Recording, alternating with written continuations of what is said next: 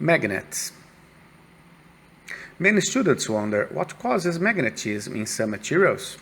Well, to answer that question, we must look into the atoms of these materials.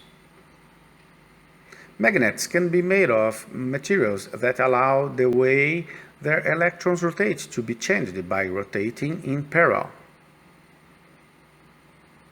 Normally, electrons rotate in random directions, but when a material is magnetized, the rotation of each electron is coordinated to have the same direction of rotation. Pay attention in the diagram. As electrons in atoms move around, a magnetic field is generated. The atoms will then have a north and a south pole. Each atom is like a tiny magnet. In most materials, the magnetic fields cancel each other out because the atoms are randomly oriented. However, whether these atoms are aligned, the material is a magnet. This will give rise to the magnetic poles. The poles are the places in a magnet to which magnetic materials are attracted. The most common magnetic materials are iron and steel. The magnetic poles are near the ends of a bar magnet and occur in pairs of equal strength. A very interesting thing happens if we break a magnet in two parts. These parts will give rise to two other magnets with one south pole and one north pole each. It also shows that there are no magnetic monopoles, or in other words, single pole magnets. Look at the diagram.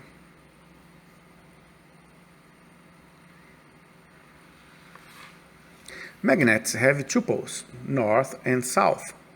North pole N, south pole S.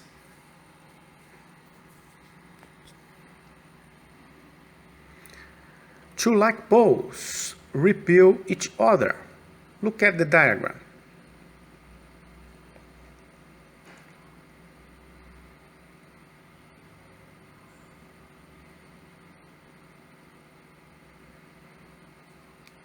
Two unlike poles attract each other.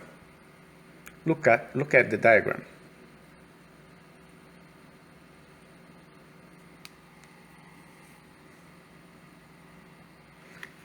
Magnetic fields. The space around a magnet where it produces a magnetic force is called a magnetic field. We use magnetic field lines to represent a magnetic field. Magnetic field lines are not real, but are a useful model to help us to understand magnetic fields.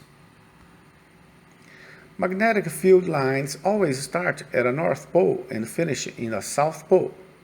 When the field lines are close together, the field is strong.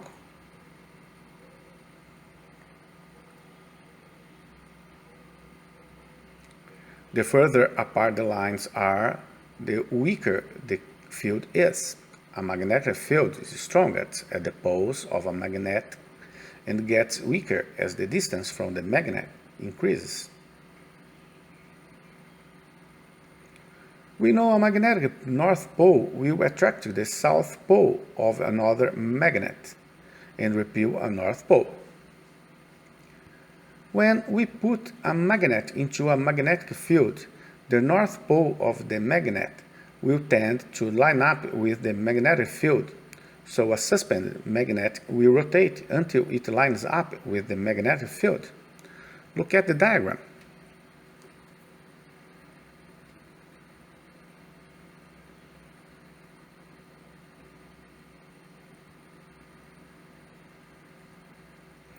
A compass contains a small bar magnet that can rotate. When a compass is held at rest in your hand, the needle always settles along a north-south direction. This behavior provides evidence that the Earth has a magnetic field, so the compass needle will rotate until it lines up with the magnetic field.